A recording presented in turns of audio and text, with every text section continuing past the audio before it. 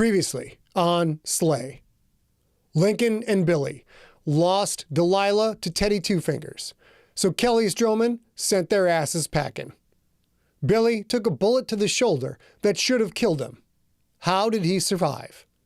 Meanwhile, Teddy's about to put Delilah to work as the foreman in his nightmare factory. What do her duties entail? Find out next on Slay, episode 58.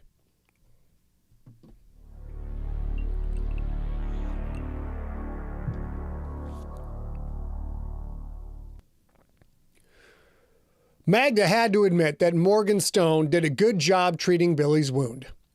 Billy needed more care that Magda would provide, but at least he was alive. "Hold tight, little B," Magda said. "This one might sting a little bit." Billy lay on his back on the beer pong table, a trembling, wide-eyed dragon curled up between his ankles. Billy wore the green terry cloth robe he'd had on when he and Link had returned from Droman's. Billy seemed naked underneath. Magda stifled the temptation to have an oops moment and brushed the robe aside to get a peek at what Billy was packing. He was just a kid, after all. A handsome kid with a banging body, that was.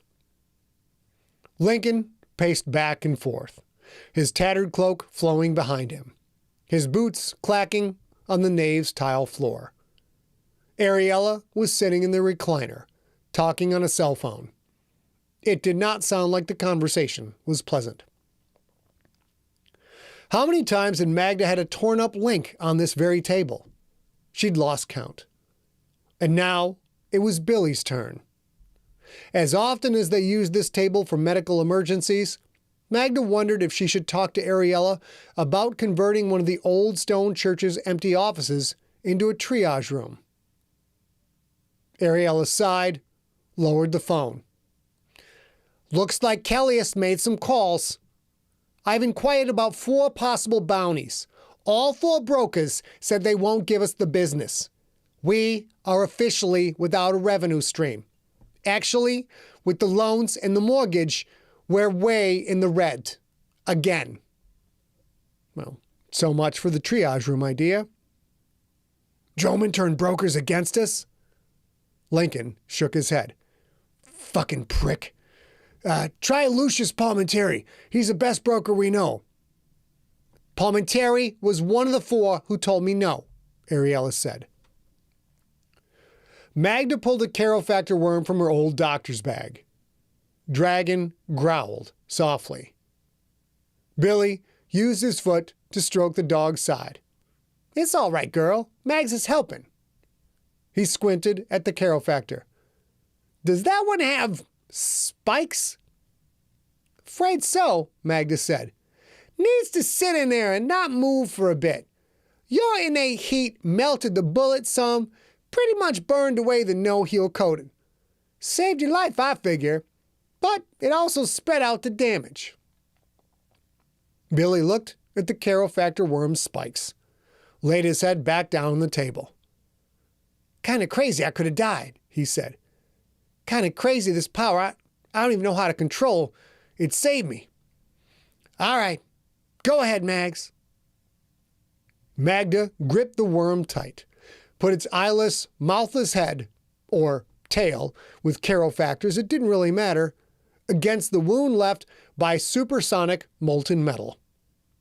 She felt the worm's instinctive excitement pulsing through her hands. It started burrowing in. "God damn," Billy said, his face scrunching. "That's your definition of sting a little bit? I'd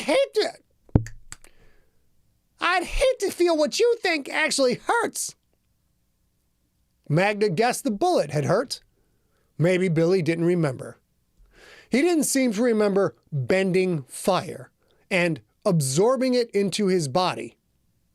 Sure, Link had been drinking, but Magda didn't discount her former partner's recollections.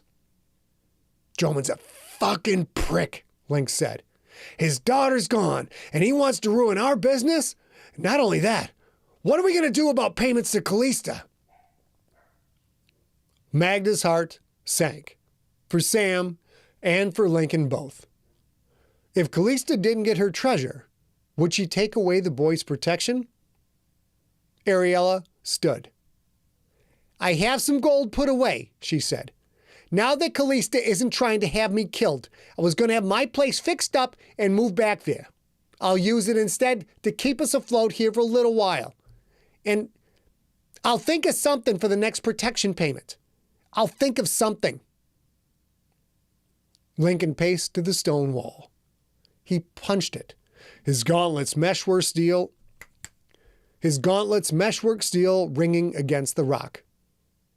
I'm going to find Teddy, he said, and that's all I'm going to do from here on out. He was beside himself. Magda understood why. He'd lost Sam through no fault of his own, but Delilah, Link had been on duty. Teddy had bested him a second time and taken the girl away. Link cared for Delilah. He felt horrible and frustrated and furious all at the same time. Lincoln looked to Magda. How's Billy? Magda felt the worm's tail, or head, with Carol factors, it didn't really matter, disappear into Billy's wound. Billy winced deeper, then his face relaxed as the worm's powerful analgesics started to kick in. He'll be all right, she said. It'll be a 100% recovery.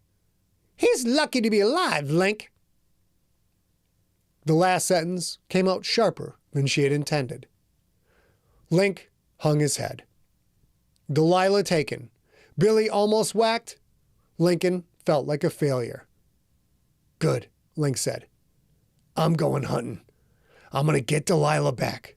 I'm going to make that cocksucker Teddy tell me how to get Sam off the shelf. His voice sent chills up Magda's spine. It wasn't that Link didn't sound like himself. It was more that he sounded like only a slice of himself. The slice that blossomed in violence, that reveled in the kill. Ariella held up both hands. Hold on, Lincoln. We need to plan this out. Wait for Billy to be better, at least. Doesn't matter, Lincoln said. I'm hunting alone.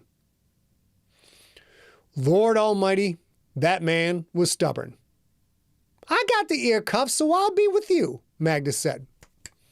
I got the ear cuff, so I'll be with you, Magda said. Ariella can help us figure out the best way to get through this. Lincoln shook his head. I screwed this up, and I will fix it. I'm not getting anyone else hurt. And Mags, I'm not activating the connection. I will do what needs to be done, and I don't want you to see me like that. I am doing this alone. Ariella put her fists on her hips. Alone, huh? How long have you been looking for Teddy and you haven't found him? Doing the same stupid thing over and over again isn't going to make it suddenly smart or effective. You need to get something through that thick skull of yours. You're not alone anymore. Lincoln stared at her. Magda saw the fury in his eyes. She's right, Magda said. As much as it hurts my soul to say this, Ariella is right. I know you're dying inside, Link, but take a breath. We can work on this together. You're not going. Billy propped himself up on one elbow. Listen to them, Link. Let your friends help you this time.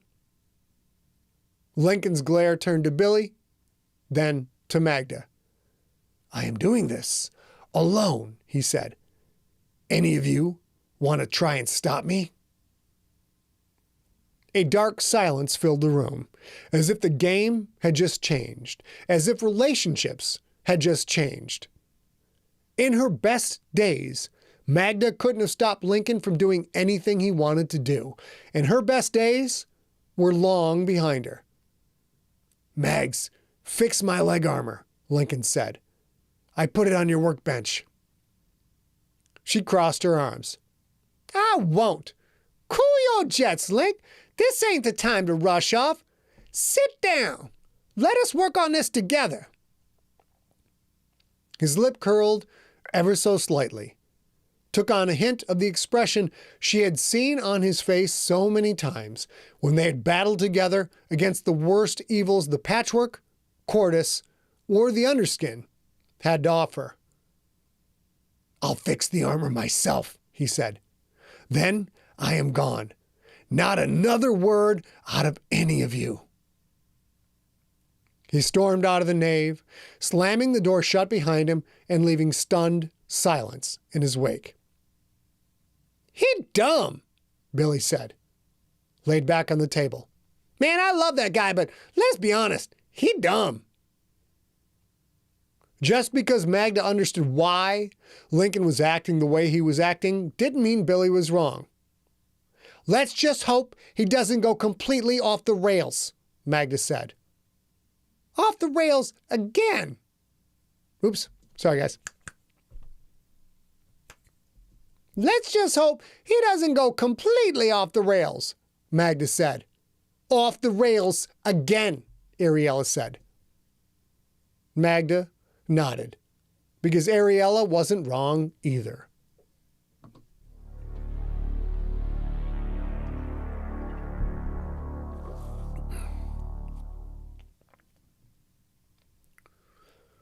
Delilah felt a constant chill. This dungeon, or whatever it was, made her shiver. She wished she had her sweatshirt. "You don't enter this room without my permission," Teddy said. "If you do, you'll wind up on the line, just like your friend Gabriella." He kept reminding her of that. Delilah was terrified, yes, but she wasn't stupid. She understood full well what was at stake. "I've got it," Delilah said. Teddy smiled. "We shall see." The room in question was obviously a walk-in refrigerator or freezer, the kind with a big stainless steel door. Delilah had never seen one in real life, but she'd seen enough of them in movies to know what they were. Teddy pulled the handle and swung the heavy door. Frosty vapor spilled out, curled along the stone floor, making it even colder. "Come on," Teddy said. He didn't push Delilah. Got to pause for the helicopter.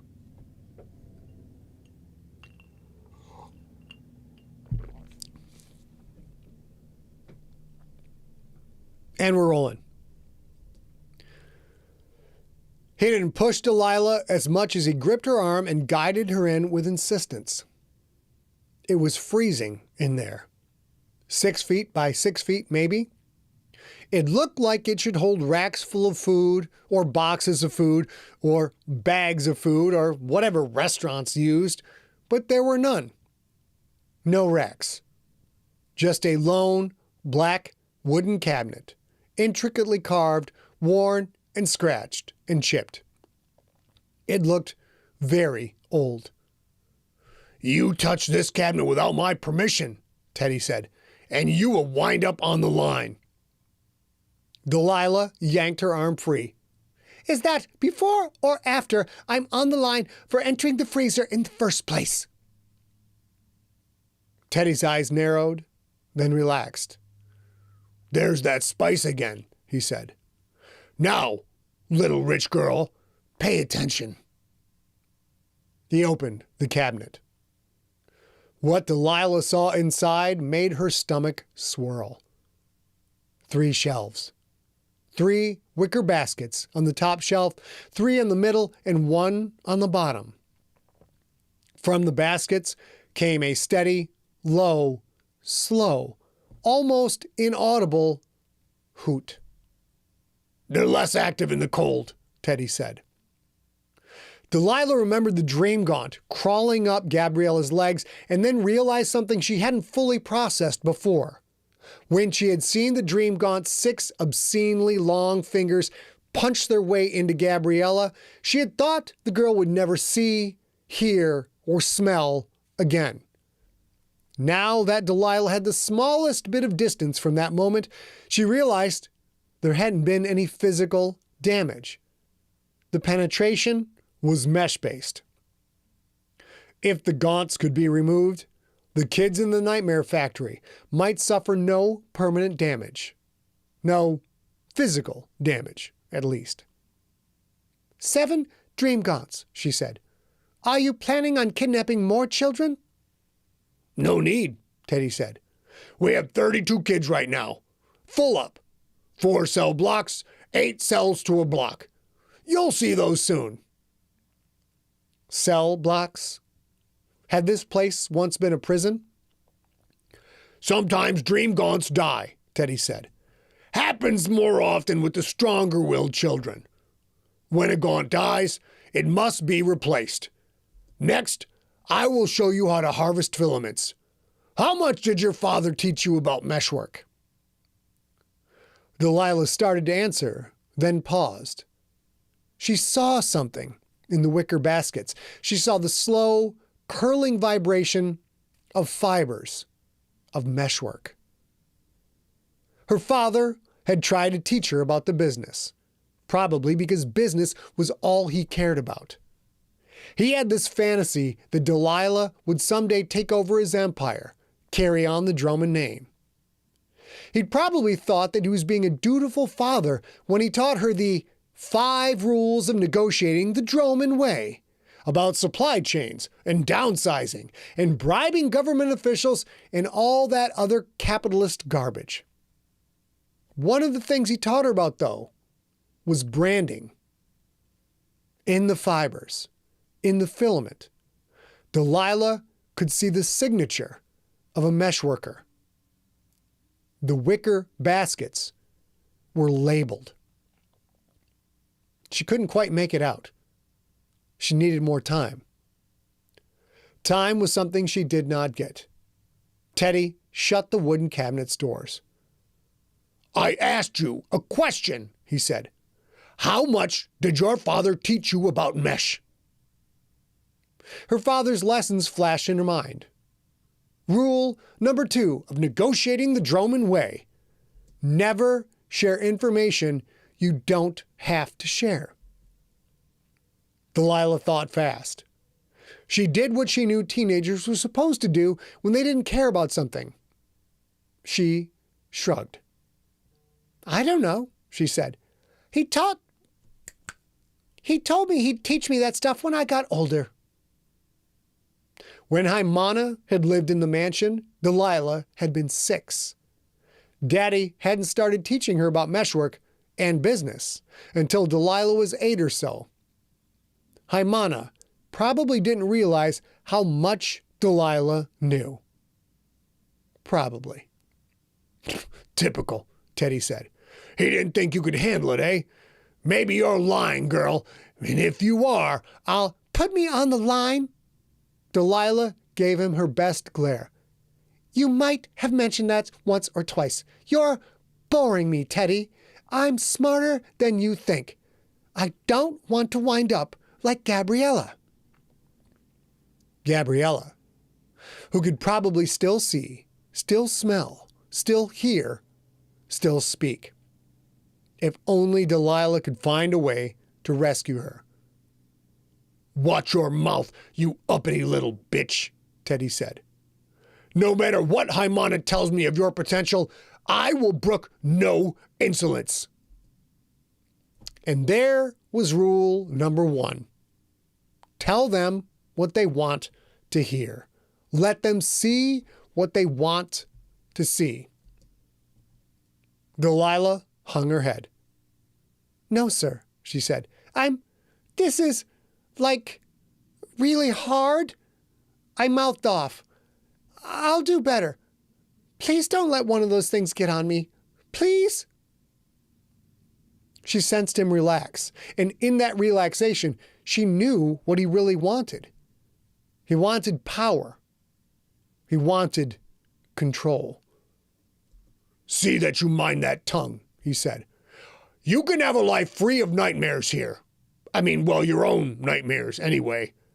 Next on your syllabus is learning how to feed the children. Then I will show you how to harvest filament. Finally, I will teach you how to manage the nightmares to ensure the line meets quota. Delilah hugged herself, rubbed her shoulders. Her teeth chattered as she spoke. Yes, sir, Mr. Two Fingers, she said. I'll learn. I promise. He smiled wider. Power, control. She would feed him those meals until she could find a way to get a message to Lincoln. And then Lincoln would cut off his head. You're cold, Teddy said. Let's get you something to wear.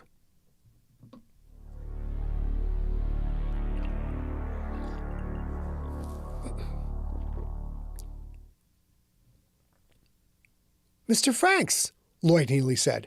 How nice to see you. This fucking guy. I don't have any more goddamn money for you, Lincoln said. Lloyd forced a smile. No need. You paid 10 months in advance, remember? I'm not changing the price, Mr. Franks. A deal is a deal. Oh, that was right. Artie the kobold had roughed up and shaken down Dylan Cantrell. Lincoln had given Artie a good talking to at Tapestry Travesties. Lincoln had helped himself to a fat stack of Artie's and given it to Lloyd. Payment in advance, mostly because Lincoln had thought he would not survive the coming showdown against Dante Oganov, Oleus Oakbeard, the Flechette sisters, and Boss Hogg. Wild how fast things could change. Sorry, Lincoln said. I'm a little on edge. You seem to be that way a lot, Lloyd said. Do you need me to walk you back? I know the way. Of course, Lloyd said. Oh, your sister called. She's on her way here. You can have some time with the whole family. Timing was everything, and Lincoln had terrible timing. Not if I can help it, he said, and headed for his father's room. Maybe he could make this quick. Maybe Jacoby would be having a good day. Lincoln had talked a big game at the old stone church, but he knew Ariella was right. He had been hunting Teddy for years and hadn't found him, so what would be different now? What was Teddy doing to Delilah? Did he put a dream gaunt on her? Was she trapped in a nightmare this very moment? Kellius Droman was an asshole, but his daughter was not. Delilah was a good person. She was a good soul, and she didn't deserve any of this. Neither did Sam. Lincoln didn't know what to do next. He'd ridden away from the church, not knowing where to begin, when he'd had a crazy thought. He was trying to track down a monster. So maybe the greatest monster hunter of all time might be able to offer a little insight. Lincoln heard toccata and fugue in D minor coming through the open door, and actually heard his father humming along. Lincoln knocked lightly and entered. Jacoby was in his wheelchair. His thin silver hair was combed. No drool. His slate gray eyes looked sharp and focused. Well, look what the cat dragged in, Jacoby said.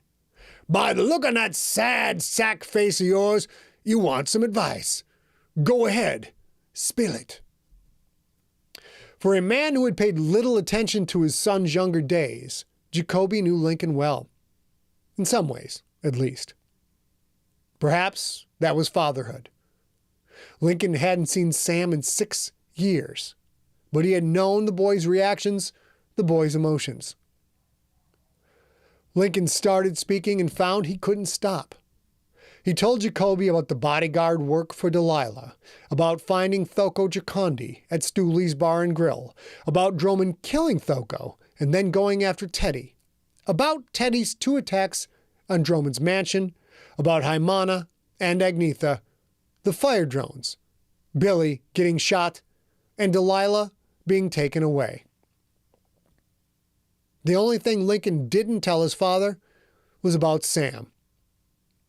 That kind of emotional blast might help Jacoby, or it might send him into a tailspin blame game that wouldn't help anyone. Lincoln would tell Jacoby his grandson was safe, just not yet. "So Droman took the girl right out from under you," Jacoby said when Lincoln finished. "Way to do the family proud, son. Chalk up another big win." Normally, words like that would have infuriated Lincoln, but he just didn't have the energy.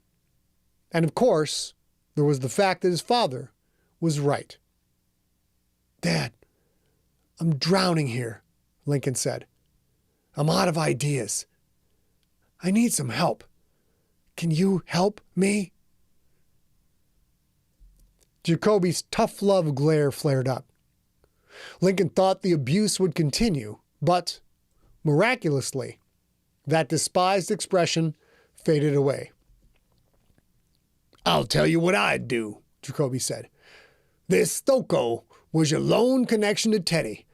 He told you that other than the carpet, he didn't know anything about Teddy. Maybe that's true, but probably not. Maybe you didn't ask Thoko the right questions. Or maybe you didn't ask him the right way." Ask him the right way? "Dad, are you telling me I should have tortured him?" A hint of that tough love condescension flared up again. "Son, are you telling me you've never tortured a monster before?"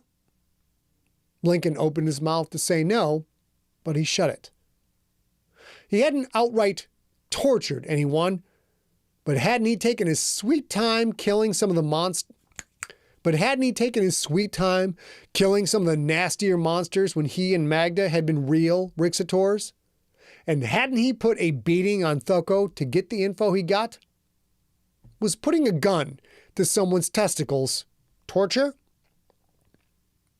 How ironic that on a good day for Jacoby, Lincoln got a peek into what a bad person his father might have once been. "When it comes to information gathering," Jacoby said, "there is no halfway. You're either all in or you're all out. Sounds to me like you weren't all in." Had Thoko possessed more information? If so, Droman had been able to get it out of him, and Kellius Droman was definitely all in.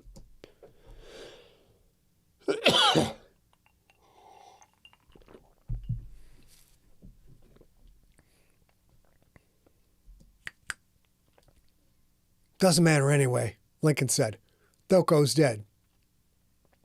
Jacoby smiled. "His two friends aren't." The lumberjack demon. The wolfman. The two guys with Thoko at Stooley's the night Lincoln had caught him. "Son, there's an old saying in detective work. Follow the money. You ever heard of that one?" Lincoln nodded. "That works sometimes, but there's one I like even better," Jacoby said. "Follow the pain. Life is pain, son. Pain is the gateway to all of life's real truths. You want to find Teddy? Then make people hurt and see where the trail leads." A knock on the open door. Sophia and Lucas stood in the doorway in all their Rixator cloak and armor finery. "Hi, Dad," Sophia said. "Sophia, light of my life, and my baby boy Lucas, come give your father a hug." They both did. Lincoln realized he hadn't hugged Jacoby, nor had Jacoby asked him for one. Lucas looked at Lincoln. "You should leave. We shouldn't be associating with you." "Lucas," Sophia snapped. Quiet. This isn't the time." "Why?" Lincoln looked from Sophia to Lucas. Lincoln looked from Lucas to Sophia. "What's going on?" Sophia tilted her head toward the door. "Talk to me in the hall for a moment, brother." Lincoln had to make a quick decision between listening to his older sister or dotting his snotty little brother in his snotty little mouth. He chose the former. Barely. They stepped outside. Sophia shut the door.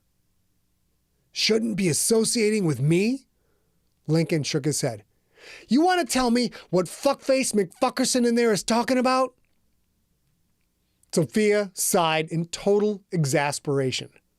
Lucas could have that impact on a person. He took after his father. The Bastion reopened their investigation into Teddy Two Fingers and his kidnapping ring, Sophia said. Lincoln's heart hammered. They dropped it for years, he said, while your nephew was still on the shelf, while innocent kids were getting snatched. So why now? Why? He trailed off, realizing the answer, feeling stupid for not having seen it instantly. Let me guess. Droman gave the Bastion a call? Yes, Sophia said. And Bogdan Radu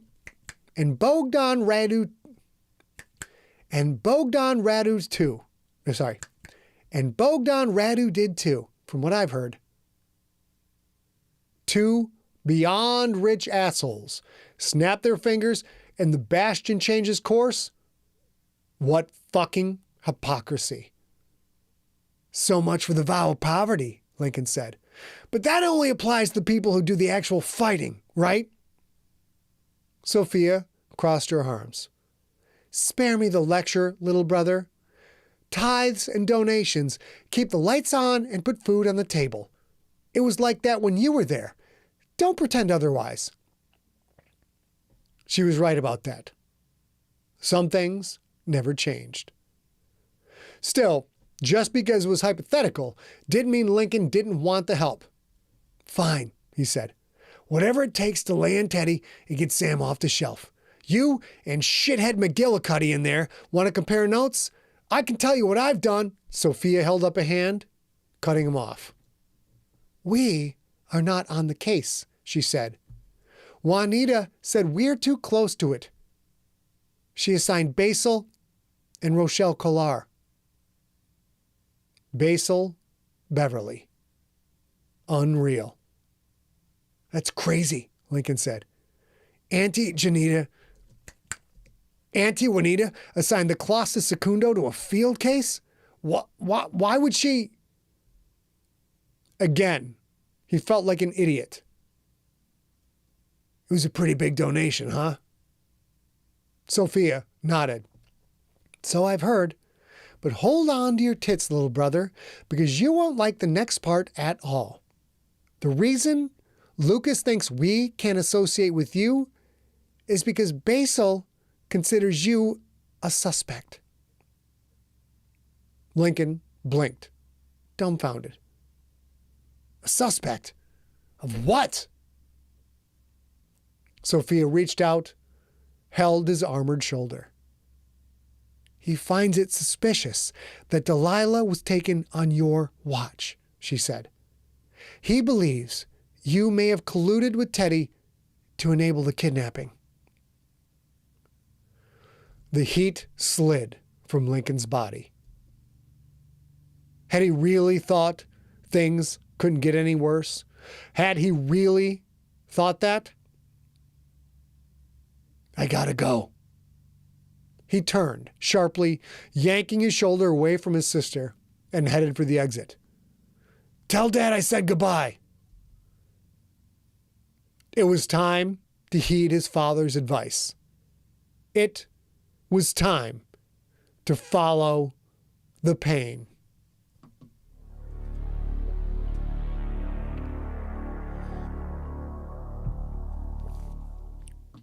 There you go. That was episode 58. Episode 59, there's a lot of fighting. A lot of shit goes down. And some people might get punched in the mouth. I don't know. We'll find out what. Okay, good day. And then we stop. Voice held out reasonably. I probably have to re-record that. So this is what A and I do now. Now I get my headphones on. I can hear myself talk. Hello, Daniel Newby. That's a fucking fun episode. Hi Virginia. I really kind of enjoy D79 says, God damn. It's fun for me. We're going to bring in our guest here in a second. The indisputable champion of the world, Rob Otto, Rob and I work in the outline. I write the initial episode, then I send it to Rob. And Rob sends back with copious notes, comments, suggestions. And then at some point, like, I incorporate all that, but he doesn't always get to hear which of his notes or suggestions are taken verbatim, are modified, are ignored, etc. So when I come across while I'm reading and I come across something that, like, that's a straight Rob note, I always sit there and kind of be like, little head wobble. I'm always like, I wonder what Rob's thinking at that particular moment. Speaking of Rob Otto, the co-creator of Slay, let's bring that. Hold on. Oh, shit. I got to unmute him first. Ask to unmute and make sure he's unmuted. Once I see Rob is unmuted, there's Rob unmuted. Speaking of the co-creator of Slay, the brilliant organizational movie genius behind Slay, let us bring on my friend Rob Otto, my co-creator Rob Otto. Rob, pounding the fucking Jack Daniels. How you doing? How you doing, man in gray? I didn't see the shit. Oh my God. My cloak is at the cleaners in Cordis, so sorry about that. I admit, I got to see him before the show and he had the hood down, and I thought, like, this is his first book out with his name on it, so I thought he was being all fucking Hemingway and shit. I did not see the man in gray coming at all. Christ on a crutch. What? So, by the way, it's been a while since I just drank Jack Daniels out of the damn bottle. I figure I know Lincoln Franks, and sir, I am no Lincoln Franks. That needs some mixer.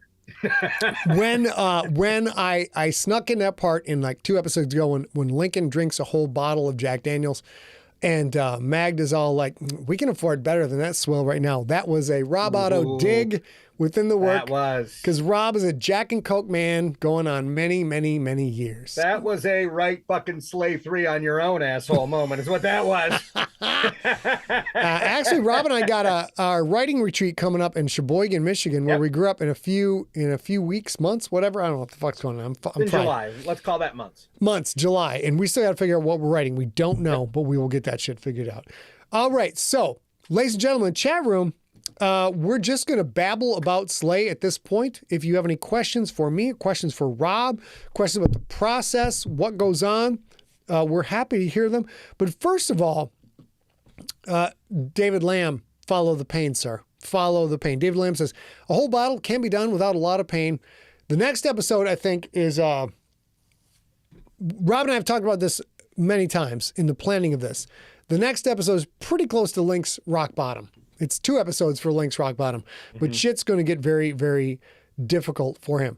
But what your wife correctly noted that it's not Jack and Coke, it's Jack and Diet Coke, because I am watching my girlish Rick Sator figure. You have very girlish figure. Sean says, what's the current subject or of research for the next section of the story? Rob, do you have any thoughts on that? So, I mean, the problem is our main character is so laser focused on, just trying to figure out how to find Teddy, which will get him his kid back, right? And he feels closer to it now than he has been in 6 years. His son's been on the shelf for 6 damn years, and he can almost taste it. So it's hard for us to look forward because it's so hard for Link to look forward right now. He is laser focused, and that makes us laser focused. Although you heard some of the discussion from Ariella and Magda and Billy, the supporting cast of Link's, his friends, the ones that should be helping him, they know that there's something after Teddy, but we're just going to have to see what that is. I will say that one of the key moments when Rob and I have been planning this out for about 2 years, and one of the key moments for me was Lincoln has been taking care of Magda, been taking care of Jacoby, been doing what he can to find Sam, but Link's completely fucking overwhelmed, And he is the only breadwinner in the family. He's been doing everything on his own because the others around him can't do it. He can't get help from the Bastion, etc. And he has literally been alone in this quest for several years. And originally, when we plotted this out to start with, it was the concept that there's going to be this pivotal moment where Link is going to realize he's no longer alone. He's part of a found family. He's part of a team. He's got Billy, Ariella, Magda, Dragon, Shipbird, etc. And that was supposed to be this wonderful moment. And yet, when we were writing it, when we get to that moment, he's too laser focused, too stubborn, too proud, too hurt by his own mistakes to accept the fact that he's got people around him, and he just completely fucking ignores it, which it surprised me in the writing. I thought it was fun. Rob, what did you think of that? Well, I think, having, experience in my life with alcoholics, that idea that I don't deserve friends, I don't deserve to be loved, I don't deserve anybody to have my back. I'm the one that fucked this up. I'm going to be the only one who can fix it.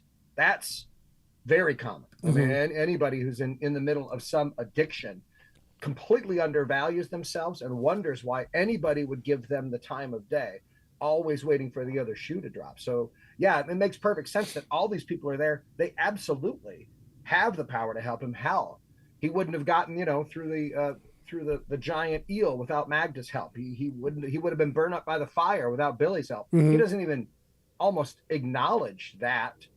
That's just, oh, well, somebody else saved me from fucking up, but I'm still going to fuck up again. So I better not bring these people along because I'm going to end up getting one of them killed. Yeah. That's just the mentality. You still got some of that. And there's a little bit of me in there. And for most of my writing career, and you remember I was aspiring to be a writer for a long time before I actually made it, it just no one did the work but me. There was no one else to rely on.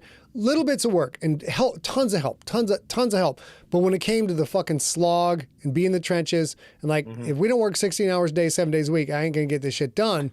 It took me a long time to realize there were people around me who were perfectly willing to put in the same level of effort based on what time they had available.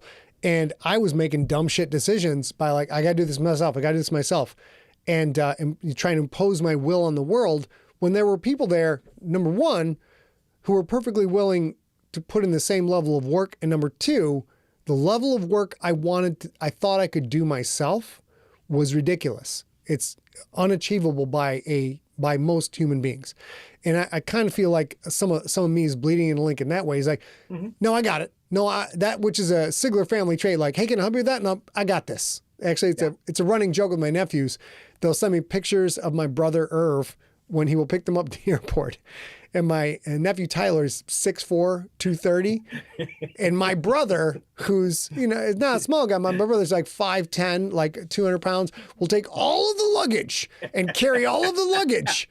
Why his 6'4", 230-pound son will carry nothing, and Tyler will pick out his phone, take a snap of it, and say, your brother says, quote, I got this, end quote. And now that's the former NFL player we're talking about, right, Scotty? A former NFL player. And my brother will not let him carry anything. It's ridiculous. And I had to get through this with A too. We started traveling together, working together, and I'm like, I got this. It's got nothing to do with how big or how small or powerful you're. Like, no, I will carry the burden so you don't have to. Which is a weird way it kind of skews things and makes it ridiculous. Because, of course, everybody can carry a share of the burden based on their ability to carry a share of the burden.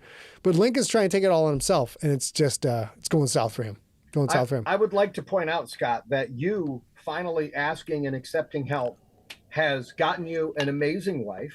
Yeah. And has also gotten you a co-author, because that's where you were on Slay. I want you to remind everyone, now that Slay 1 is out, you can buy it on Kindle. That's right now. The link is at scottsigler.com/Slay. But where I want to remind everybody how Slay started and how this turned into a collaboration instead of just, a Scott Sigler joint. Yeah, that's a pretty good point. scottsigler.com/Slay. Let me pause that for a second, Rob, and then we'll get back to this. Very important moment. Rob, I'm going to drop you off. Fuck you. drop me on Beck and Maine for a second. He's still on audio. You can't stop him. Dude never stops talking. So, scottsigler.com/slay. The Kindle is there. If you are a Kindle reader, want to buy this, it's great. We would love that. But getting ahead of the game, it's taken us a while to get the audiobook done. For everyone watching tonight, what we actually need at Empty Set, A and I, if you have an Audible account, put a credit aside. If you're not an Audible listener, what we think the price will be like $20. We don't know. Put that aside. This is a big one for us because a lot of people ask us, A and I, all the time, what format can we buy that will help you the most?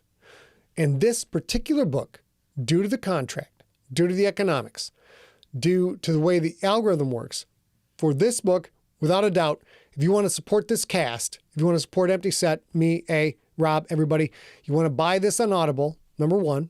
You want to rate it 5 stars, I hope, I trust, and you want to review it. All of these things matter significantly. We will let you know when the book is available on Audible, but without a doubt, this is a big one for us because it's a grandfathered contract back to the Earth Core days. I won't go into detail, but set it aside. Set that cash aside, etc. We're going to need you for this. Let's get Rob back on here. Boom, boom, boom, boom, boom. Okay. Now it's okay for me to be on. Okay. So, Rob, I'm writing Slay, and I thought, like a fool, Ed Harley. Like a fool. I thought I could write something and be a gardener. Real quick, there's 2 kinds of writers. There's a gardener, there's an architect. An architect, which is what I am, writes outlines, plans it out, knows how the story will end, knows how everything will be structured, and kind of creates a framework, which is the outline, then fleshes it in. Framework, then you put in the electrical, plumbing, drywall. But when you're doing all of that, you know what the house is going to look like before you begin. You've seen the architectural drawings. You know what it's going to look like. And Scott is an absolute architect, right? He never writes anything without knowing 40 steps down the road, except for this. In this one, because A and I needed to keep the podcast going, we thought, you know what? I'll just be a gardener. I'll write a thing. I'm just going to see where it goes. It's a guy with a sword and a armor and a cloak. How complicated could it be? How tough can that be? And also there's magic. Hey, I'll make it up as I go along. Sure. And then I got about 10 episodes in, and I've got 18 plot threads, and I'm all like, I gotta see what happens to Dragon, what happens to Billy. I don't know what happens. And I had to pick up the phone and call Mr. Rob Otto and say, like, fucking bitch, can you help me out with this motherfucker? I don't know what to do. Oh, the exact call was, how would you like to make $500 the hard way? That's exactly what he said.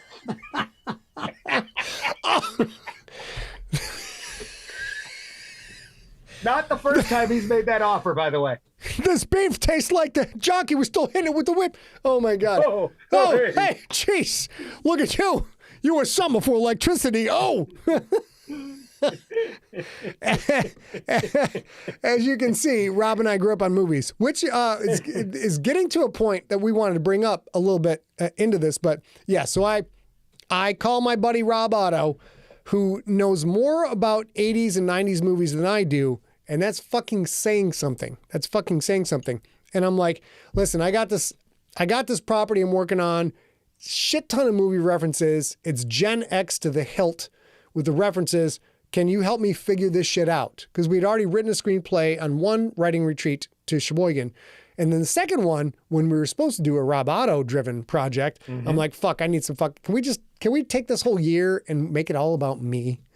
And we did, and then that's why we have a rarity in our relationship, by the way.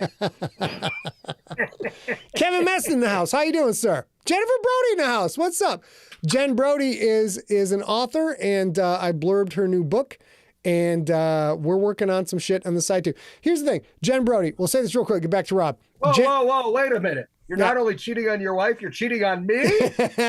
Listen. Here's the problem, Rob. Here's the problem. Jen's a sensitive, romantic soul, Rob, and she can write about all the feels and all, how it feels to be betrayed and all that other shit. And you and I are like, I don't know, bro. We're getting into some feels in Slay too. Slay has got some. Just saying, there's some feels going on. Slay's got has surprised me with the level of feels, but I will say, I do think these feels are largely bro feels. They're largely bro feels. Well, no, that is true. And it's the way, and Slay is the way dudes who are like us, number one, don't understand the big picture of the emotions. Number two, how we initially address a crisis situation, how we look at it like, I'll carry all the baggage. I'll do this. I'll do all the work. I don't need your help. You sit back and relax. And it's just like, let me carry the burden. And that is what I know how to write. I know how to write a guy who's like, maybe he doesn't get everything, but that's a fucking good dude. And that dude is going to be in your corner.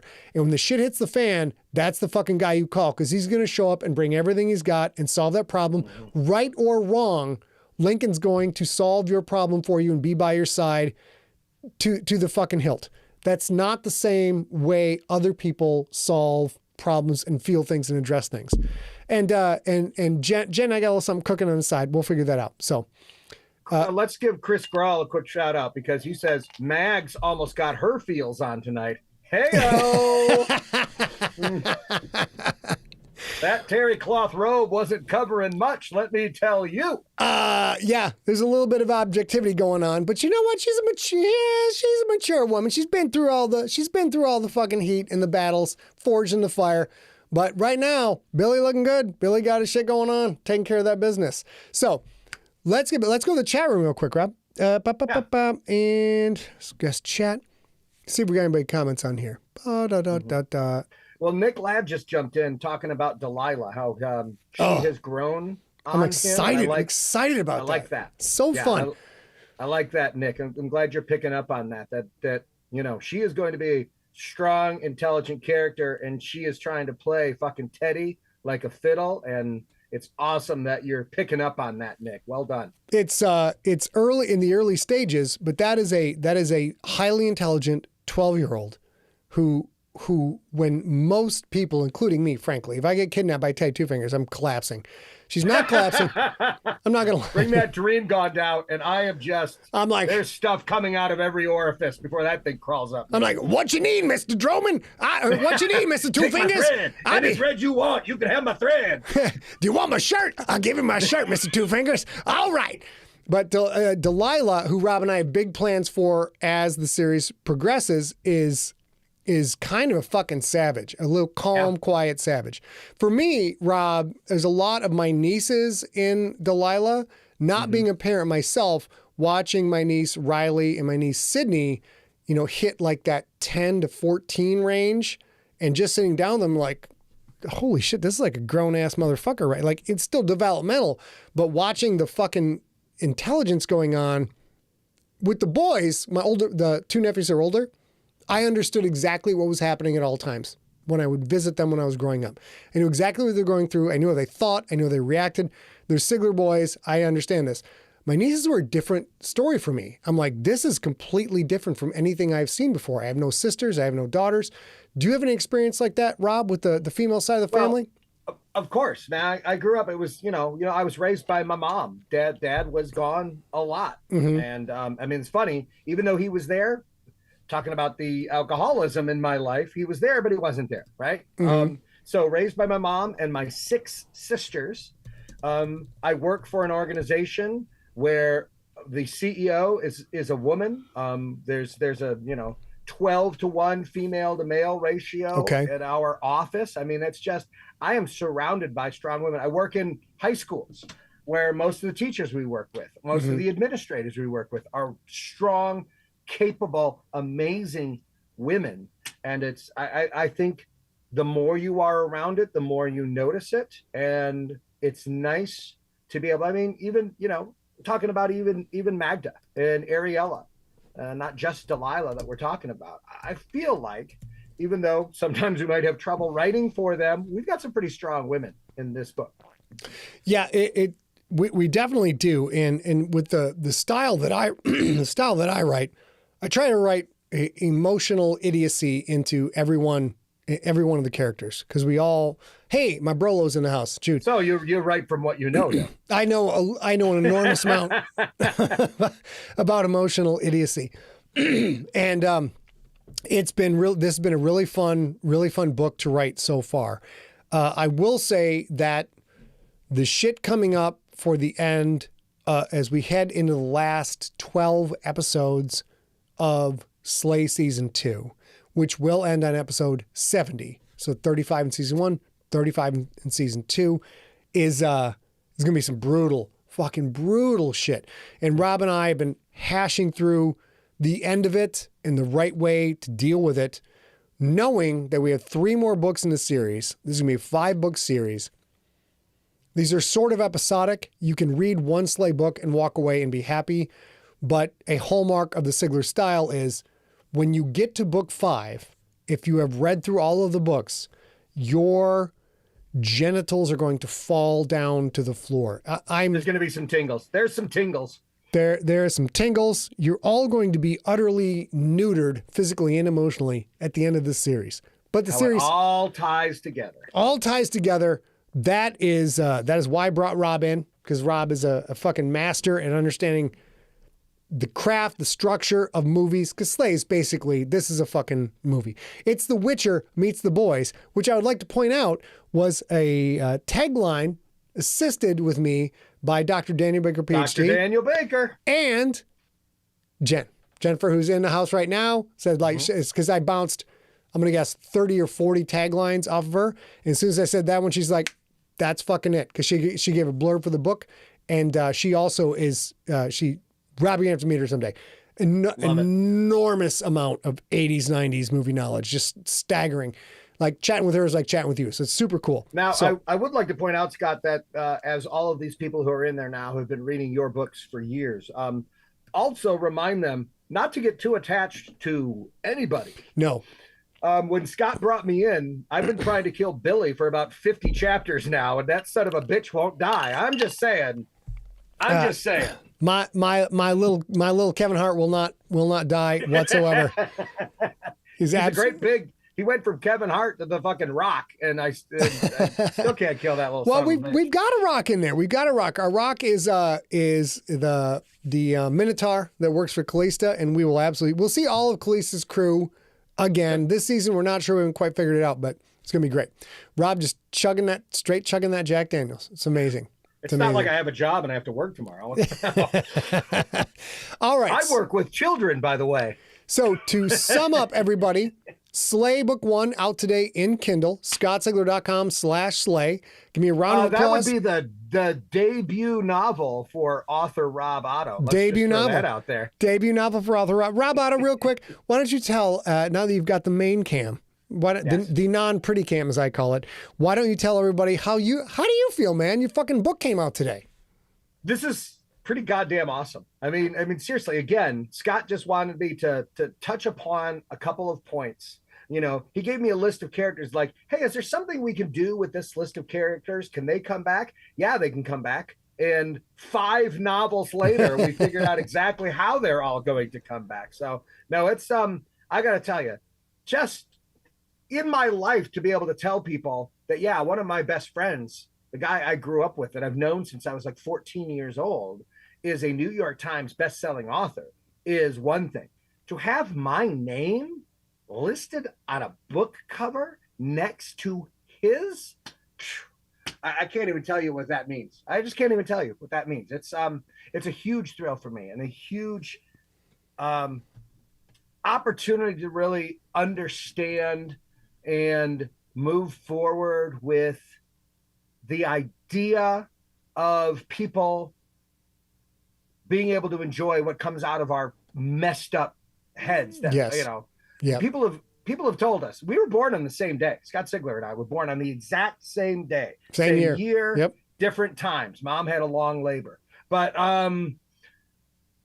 for them to realize that, I mean, we've been accused for years. Your dad always used to say, I think you two share a brain. Yeah. And for us to pour all that stupid, crazy, messed up stuff out of our brain, Scott, it's just an absolute honor for me. And I appreciate you bringing me along and making me a part of this. I appreciate you, bro. It's really cool. Appreciate you really too, cool. man. And this, knowing where this goes at the end of season 5, season 5, book 5 is just like, I gotta tell you, you guys, it can't come soon enough. And at the same time, I hope it never fucking comes, because it's just like, this is a very special series. It's a very different series from you guys know. I usually write hard science, hard military, tons of fact checking. Can I talk about that just for a minute, Sure. Scott? Yeah. Right? I mean, that's nuts and bolts. Scott is less. I'm going to take science to the extreme, but it has to be based in reality, right? And then he starts writing about magic, and just a couple of weeks ago, Scott was like, "Well, fuck it, we can do whatever we want. It's magic." And I was like, "Woo, yes." Yeah. So now you did notice that he tried to scientifically explain with the threads and the creation and the weaving. He still tried to make it sound like pseudoscience. It's science. But it's science, Butch. It is kind of science, but it's kind of cool to see you stretching into a side of fantasy that you hadn't really gotten into before. That's kind of cool to see. And the delight of this, well, we're reaching near the end, you guys. We'll let you all go. The delight of this to me is like, I knew this would be a cool story. I knew I could write. I knew my craft, my ability to keep you engaged week after week and make you want to wait for the next Wednesday or the next Sunday. I know my capabilities. I know what I can do. I have got skills developed through years of hard work and discipline and listening to all you guys listen to my stories. But the way this motherfucker has absolutely blown up and watching where it's going to go in the next 3.5 seasons and getting fucking tingles writing this shit and like knowing what's going to happen with Lincoln and all of the supporting characters that you've seen. This is one of those things, like everything you are seeing for a reason. This is a 90-minute action movie from the 80s, stretched out over 5 seasons and fleshed out. And like right now, I know a lot of people listening right now are like, I want to see Earth Core as a series. I want to see GFL as a series. I want to see, Generations trilogy as a series. This is the one that I want as a series. This is absolutely the one I want because this shit would be fucking bonkers and it'd be great. Yeah, I got to tell you, I know what's coming next. It's kind of cool to hear A's reaction because she does not read the chapter before Scott does it live. We'll do it live. When Scott does it live is the first time A hears it. And I just love watching her notes in the chat and just seeing the things that, make her jump out of her chair and talk about it. So I even know what's coming. And sometimes I get that tingle in the nether regions, right? I mean, the last line of Slay 1, the very last line after the last chapter, the last line that led into Slay 2. I mean, I like cried when I actually read it. I knew it was coming and I still cried. I mean, this is pretty damn cool. Scott. Pretty damn cool. Pretty damn cool. But Rob Otto, congratulations on the first book coming out with your name. It's right on the screen right there. That is the Audible cover, which will be out in a few weeks. By the way, in case you did not know, the whole Audible book has been re-recorded from the podcast. The quality wasn't high enough. I do all the voices. The voices are much sharper. So everyone was Scott wasn't high enough. I wasn't high enough. I wasn't. So everyone like, oh, FDO, when are you going to record another book? When are we going to hear your voice? FDO is not the same. This is the shit right here. Set aside that Audible credit. Set aside that $20, whatever, so you can get it a la carte. We'll explain to you how to do all of that shit. You guys, we fucking need you on this. Buy it, rate it, review it. And Rob, you may now get an early kiss off into the sky before anyone else. What do you think about that? All right. Everybody say goodbye to Rob and bye, Rob.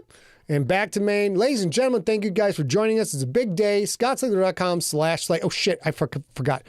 Steve the Iceberg Ricky Berg is throwing his junkie party.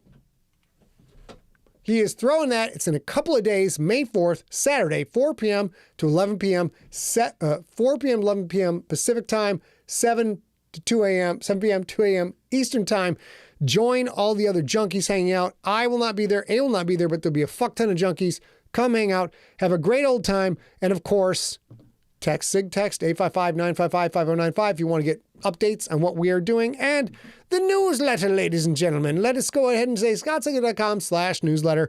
If you have a newsletter, you got the newsletter about Slay, you could have got it, gone buy it, text, etc., all that good shit.